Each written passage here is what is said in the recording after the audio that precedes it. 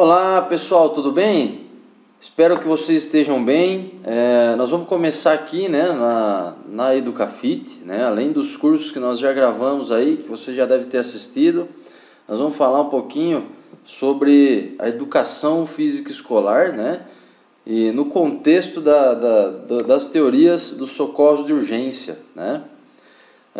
Sempre que nós estamos numa situação de atividade física, de prática esportiva, enfim, na vida cotidiana ou na vida profissional, existe a possibilidade de se acontecer, né, um acidente, e você prontamente tem que agir para resolver, né, para ajudar as pessoas que estão envolvidas no acidente, tá legal?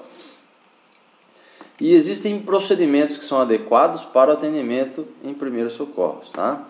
Então, nesse curso nós vamos falar um pouquinho sobre emergências musculoesqueléticas, nós vamos falar sobre emergências neurológicas, nós vamos falar sobre emergências respiratórias, nós vamos falar sobre ressuscitação cardiopulmonar, nós vamos tratar sobre o transporte dos acidentados, nós vamos falar até sobre picadas de animais peçonhentos, tá?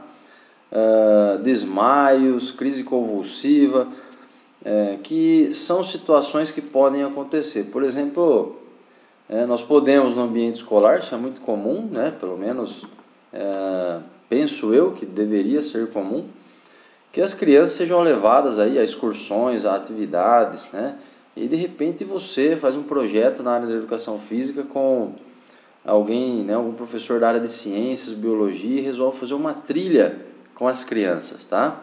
Tematizando aí de repente os esportes de aventura, né, que são conteúdos determinados já na base nacional comum curricular, na BNCC, que entra em vigor aí definitivamente no começo do ano que vem.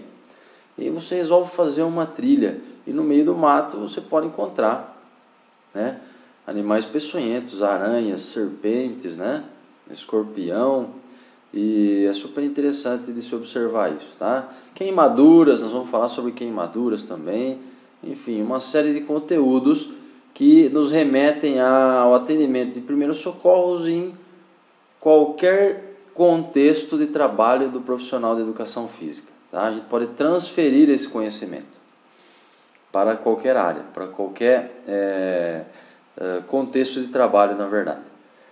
E uma coisa que eu sempre gosto de falar quando eu começo essa disciplina na graduação ou um curso, né, na área de socorros de urgência, é que esse é o único conhecimento que eu espero que vocês adquiram, né? São os itens, os conteúdos que eu espero que vocês aprendam. No entanto, espero também que vocês nunca usem. Tá? Então, é um conhecimento que nós precisamos adquirir, mas um conhecimento que nós temos que torcer para nunca precisar, para nunca utilizar, porque se precisar utilizar, né, será em situações desconfortáveis, né, será em situações delicadas, e aí isso pode nos abalar de alguma forma, né, nos deixar um pouco apreensivos, chateados, dependendo do que acontecer em cada uma das situações, tá legal? Então vamos lá, vamos avançar aqui. Então a primeira coisa, nessa aula nós vamos tratar de alguns conceitos, algumas ideias que são básicas, né, em atendimento em primeiros socorros.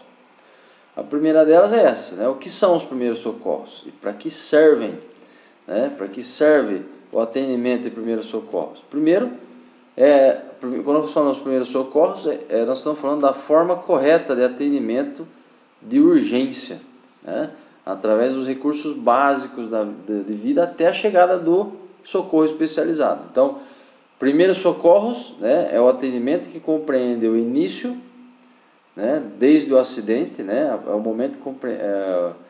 o momento compreendido pelo início, né, do atendimento imediatamente após o acidente até a chegada do socorro especializado. Chegou o socorro especializado, nós não teremos mais nenhuma atuação em primeiros socorros, aí é atendimento especializado, tudo muda. tá legal? O atendimento de primeiros socorros, ele serve para evitar o agravamento, não só para manter a vida do sujeito, mas evitar o agravamento das lesões, no sentido de manter a integridade física, a integridade do sujeito, tá legal? Existe uma diferença conceitual também interessante de se falar entre emergência e urgência, né? Por exemplo, aqui na minha cidade, ao chegar no pronto-socorro, nós temos lá uma classificação, inclusive por cor, que remete a um semáforo, né? A cor vermelha é uma situação de urgência porque existe risco eminente, né, de morte, e o sujeito precisa ser atendido imediatamente, não dá para esperar nem um minuto, tá? Aí existe um atendimento de cor amarela e de cor verde, né, que são atendimentos de emergência. Emergência tem a palavra, né, a palavra vem da ideia de emergir, é uma situação, né, que está emergindo, que pode se agravar, mas que cabe, né, que comporta um momento de espera para o atendimento, né? Isso é uma situação de emergência, tá legal? Não oferece risco eminente de morte. Vamos lá. E uma das áreas em que nós temos o atendimento de primeiros socorros, né, muito presente dentro da educação física, é na área do esporte, né? E a primeira coisa que a gente passa a pensar quando nós vamos olhar o esporte é uma situação muito peculiar para o acontecimento de acidentes. E aí nós vamos pensar assim, o esporte é saudável, né? Até que ponto eu posso considerar o esporte como uma atividade saudável? Ora, se nós vamos falar de esporte de rendimento, o objetivo principal é o rendimento. E em alto rendimento você tem, né, a exigência corporal de que o sujeito fisicamente chegue perto ou chegue no limite, né, ao extremo. Se é que o corpo humano tem limites, tá? E aí nessa prática de exercício extrema, né, muito intensa, existem riscos, né? O risco de lesão, o risco de fratura, o risco principalmente de emergências musculoesqueléticas, tá? Se nós estamos falando do esporte de lazer, onde as pessoas praticam esporte nos finais de semana, por exemplo, no tempo de ócio, né, fora do ambiente de trabalho, aí sim nós estamos falando de pessoas que não se preparam fisicamente para uma carga de esforço físico e depois avançam no final de semana e vão fazer um esforço de alta intensidade, né? Por exemplo, uma partida de futebol. E aí incorporam um atleta e acham que tem um desempenho físico enorme, né? E nesse caso também existe o risco muito grande de emergências musculoesqueléticas, né? Lesões, entorses, fraturas, luxações, no sentido de que essas pessoas não estão preparadas para um esforço intenso, tá? E aí, ao se envolver numa atividade esportiva, que existe lá uma característica de competição, existe contato físico e tudo mais, tá? Se a gente tomar por base, por exemplo, as lutas, né? As lutas são atividades que remetem demais à possibilidade de acidente, né? De acontecer um acidente. Inclusive, o sujeito já entra no ringue, né? Numa luta, sabendo que muito provavelmente ele vai sair dali machucado, né? Vai sair dali pelo menos com algum hematoma, alguma sequela, né, oriunda da luta. Ora, é uma luta, né? Toma aí o MMA, né? Certamente as pessoas já sabem disso, né? Dificilmente o sujeito entra num ringue só para bater, né? O sujeito sabe que ele vai apanhar. Então, ele vai precisar de atendimento de primeiros socorros, né, em determinado momento. Tudo bem? E quem faz, né, quem produz os conhecimentos na área de socorros de urgência, né, é a ciência médica. A ciência médica que busca aí, através da produção desse conhecimento, para orientar, né, dirigir, né, as práticas de movimento, enfim, as práticas corporais de uma forma geral, no sentido de prevenir os acidentes. E produz esse conhecimento também para o atendimento de primeiros socorros, no sentido de ajudar, de atender as pessoas nos momentos iniciais, imediatamente após a ocorrência, né, do acidente. Então isso é interessante de se observar, né, que a ciência, existe uma ciência por trás dos primeiros socorros que busca aí, né, estabelecer princípios, condutas para atender as pessoas acidentadas, tá legal? No entanto, é possível ainda encontrar divergências de teorias, tá? Entre literaturas, entre perspectivas. E aí, olha que interessante. Por exemplo, né, hoje em dia, né, fala-se, a literatura traz consigo o princípio de que toda situação de atendimento de primeiros socorros começa com um mecanismo de prevenção. Prevenção do que? Olha, eu sou socorrista, então eu tenho que prevenir que eu também sofra um acidente no socorro, durante o atendimento de primeiros socorros, né? O primeiro item que se pensa é a segurança do socorrista. Então, por conta disso, não se faz mais a respiração boca a boca, a ventilação. E essa ventilação, né, essa respiração boca a boca não se faz mais, exatamente porque ao colocar a sua boca em contato com a boca, né, a via oral do socorrista, do acidentado, da vítima, pode ocorrer na boca da vítima um sangramento, ou na sua boca também um sangramento, e aí você ter contato direto, né, via oral, né, com o tecido, né, com o tecido sanguíneo do sujeito, ou ele com o sangue da sua boca. E aí é que está o problema, né? Qualquer tipo de doença, qualquer tipo de problema derivado, né, e que é transmissível através da corrente sanguínea, pode ser transmitido de um para o outro. Então você coloca em risco aí, né, a saúde do socorrista durante o atendimento de primeiros socorros. Isso não se faz, tá? No entanto, recentemente, eu falo recentemente, uns 4 anos para trás, eu fui fazer um curso, né, para poder tirar a habilitação para manusear embarcações, né? E aí fui fazer um curso da Marinha, e na Marinha, né, eles ainda usam o mecanismo de ressuscitação cardiopulmonar que remete à respiração boca a boca. Então eles fazem lá são 30 compressões, né, na caixa torácica,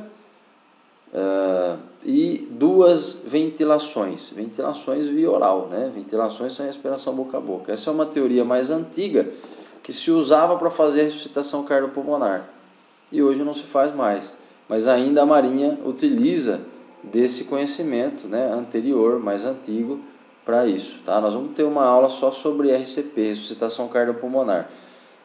No entanto, já devo adiantar para vocês que existem essas 2 teorias, tá? E se nós pensarmos na segurança do socorrista, né, não é mais interessante fazer a respiração boca a boca, tá legal? É sempre bom pensar nisso. No entanto, o atendimento de primeiros socorros também varia demais em relação às pessoas que estão envolvidas na situação, o contexto em que aconteceu o acidente, tá? Às vezes o acidente é dentro da sua casa, né, com os seus familiares, né, pessoas que você conhece, pessoas que você lida diariamente. Às vezes o acidente é num lugar extremamente remoto, às vezes é numa rodovia, e aí você tem pessoas que você não conhece ali envolvidas no acidente. Tudo isso influencia na tomada de decisão do socorrista ao realizar os procedimentos de atendimento. Tá joia?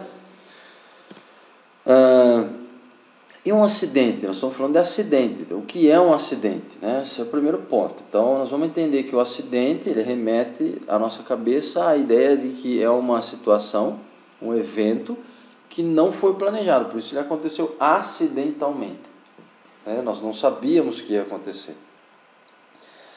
Se nós não sabíamos se nós não conseguimos saber se um acidente vai acontecer ou não, será que nós podemos evitá-lo? Né? Será que é possível evitar um acidente? E eu vou dizer para vocês que sim, né? É possível evitar um acidente, porque uma das competências que se espera que um profissional, por exemplo, da área da educação física tenha, é a capacidade, o feeling de saber se no contexto de trabalho, no local onde ele trabalha, se existe a possibilidade da ocorrência de algum tipo de acidente ou não. Tá legal? Então, dentro de uma academia, dentro do ambiente escolar, é possível saber se há possibilidade maior de se ter um acidente ou não. Por exemplo, a minha escola, apesar da quadra ser coberta, tem lá um telhado assim, né, no formato de U invertido. Quando chove, né, tem alguns buracos ali no telhado, cai água na quadra, e a própria água que escorre, né, pelo telhado e ela cai na lateral da quadra, ela vai escorrendo para dentro da quadra, para o meio da quadra, que é onde eu desenvolvo minhas atividades nas aulas de educação física escolar. Né? Quem construiu aquilo ali não se atentou à queda que tinha de fora da quadra para dentro, e aí a água cai fora, mas ela escorre para dentro. Então quando chove, molha a minha quadra, apesar dela ser coberta e nos proteger do sol, ela não nos protege, ela não protege a quadra da chuva, tá? E aí o que nós vamos fazer então é olhar para isso, né? Quando chove, se eu olhar e a quadra estiver molhada, poxa, eu preciso, como profissional da área da educação física, entender que existe um risco maior de acidente com a quadra molhada, ponto final. A linha, né, que é pintada lá com uma tinta acrílica, que é aquela tinta mais emborrachada, lisa, quando ela fica molhada, ela vira um sabão, e é claro que o sujeito pode escorregar, quebrar o braço, bater a cabeça, desmaiar, né? Enfim, pode acontecer uma catástrofe ali, tá? Posso pensar em N possibilidades. Então o fato é esse, eu como profissional preciso ter esse feeling de entender que um espaço, um ambiente, um local específico oferece mais ou menos riscos ao aparecimento, ao acontecimento de acidentes. E, portanto, se eu consigo ter essas percepções, eu posso considerar que um acidente pode ser sim evitado. Tá legal? No entanto, né, e aí ao pensar e ao entender que o acidente pode ser evitado, o que eu faço para evitar o acidente? Tomo precauções para que as coisas não aconteçam. A primeira, enxugar a quadra, é possível? A quantidade de água ela é pequena, é possível remover a água dali, pegar um pano, enxugar? Ótimo, enxugou, pode fazer atividade. Segundo, não dá para enxugar, é muita água, então vamos realizar uma outra atividade, ou então a mesma atividade em outro espaço. Ou então vamos realizar uma aula teórica, deixa aquela aula prática para uma outra situação. É por isso que o planejamento do professor ele é flexível, para que te permita fazer essas adequações pensando na prevenção dos acidentes, além de outros aspectos, é claro. E é interessante entender que a percepção, né, a crença de que um acidente não pode ser evitado prejudica o seu processo de prevenção. Tá? Entender que um acidente, por ser um acidente, uma situação não planejada, uma situação que acontece ao acaso, não pode ser prevenida, né, evitada, vai prejudicar que o profissional realize ações de prevenção a situações de acidente. Então nós precisamos entender que é competência do profissional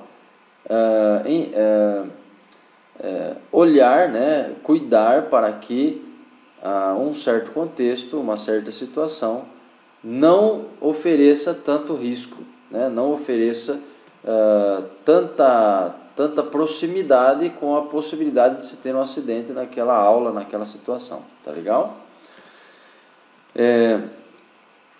Os acidentes, né, para vocês terem uma ideia, né,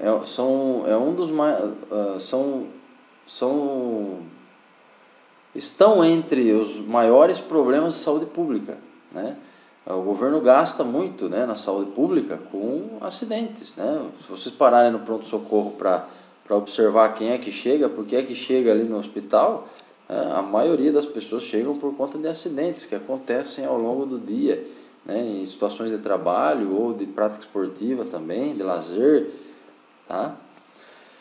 E o atendimento de primeiros socorros nesse contexto, né, ele pode ser aí uma divisão, né, um divisor de águas entre será que o sujeito morre, será que ele continua vivo, será que ele vai ter sequelas, será que não, será que ele vai se recuperar rapidamente, será que ele vai demorar para se recuperar, tá?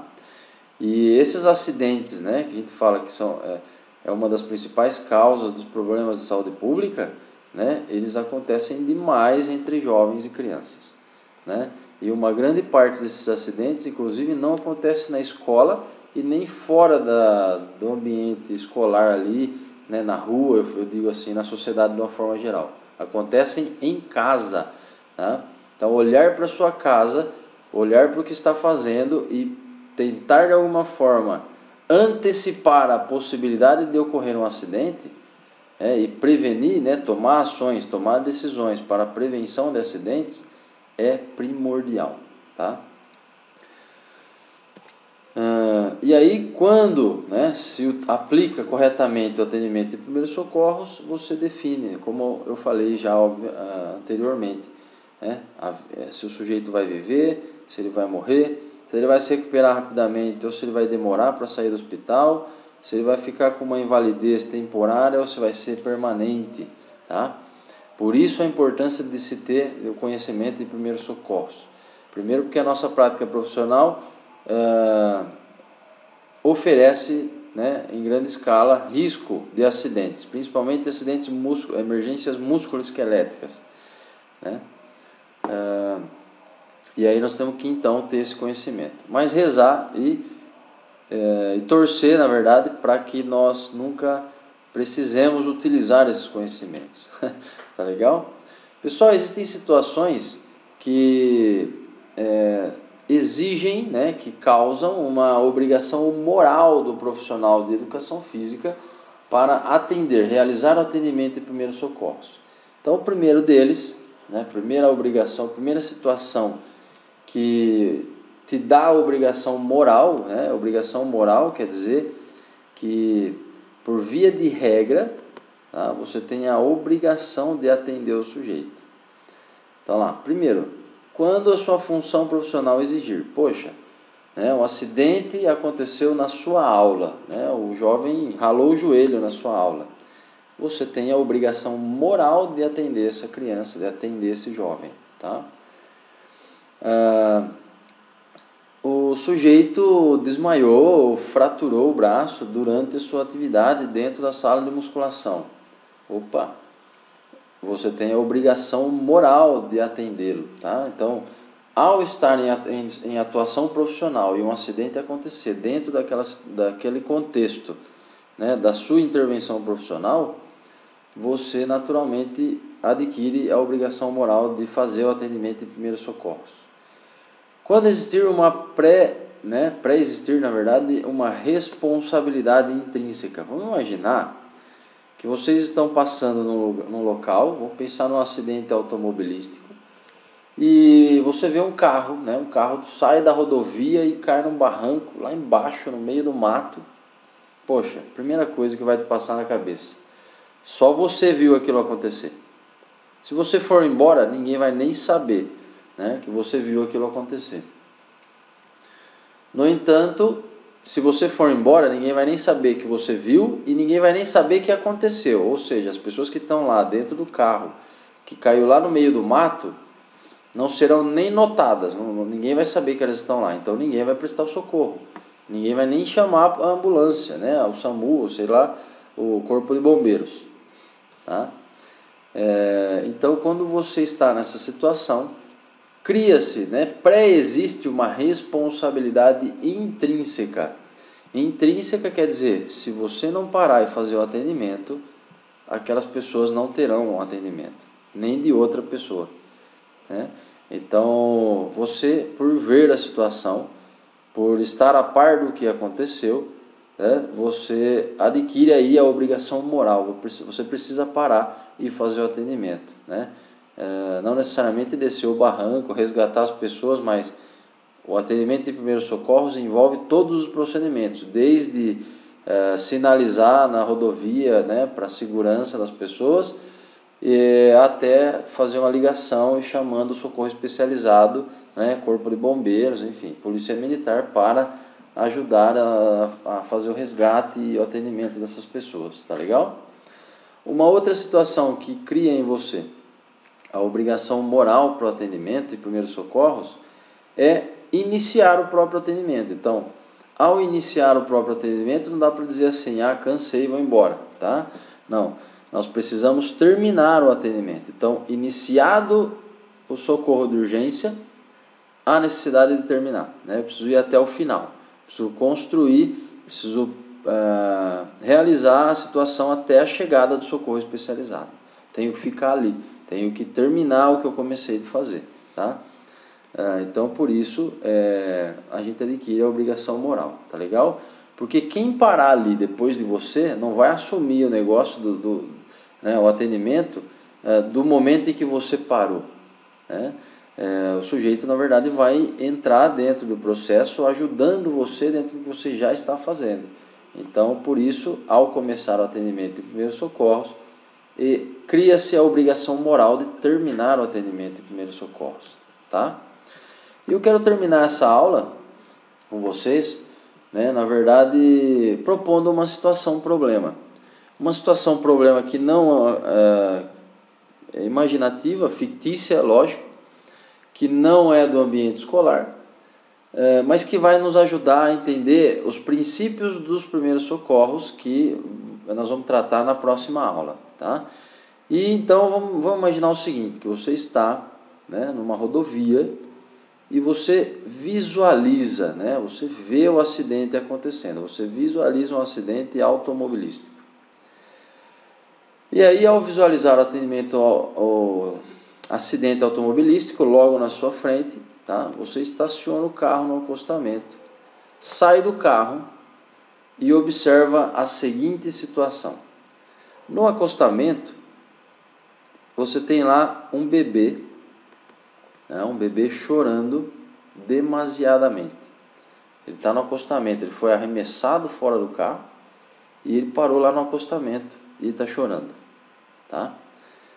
Aí você visualiza que dentro do carro existem 3 jovens e 2 adultos. Não, desculpa, 3 jovens só. Os 2 adultos estão fora do carro. Então, 3 jovens estão dentro do carro. 2 desses 3 jovens estão gritando e um dos jovens está imóvel e quieto dentro do carro, tá? E aí um casal de adultos, né? Provavelmente é o pai e a mãe da família toda aí, né? Com 4 filhos. E aí esse casal está no meio da rodovia deitado, sendo que a mulher está quieta e imóvel, tá? A mulher está quieta e imóvel, enquanto o marido grita por socorro, tá? E chama pelos filhos envolvidos. Então olha lá, são 6 pessoas, né, envolvidas no acidente, né?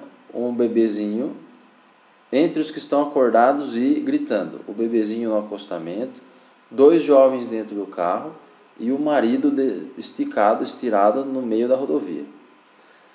Aí você tem a mãe, né, a mulher que também está na rodovia estirada e quieta, e um outro jovem, né, que está dentro do carro quieto e imóvel também, tá legal?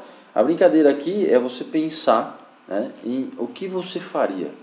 Quem você atende primeiro, né? Chegando no local, qual é o primeiro procedimento que você vai adotar, né? O que você vai fazer para ajudar essas pessoas, tá?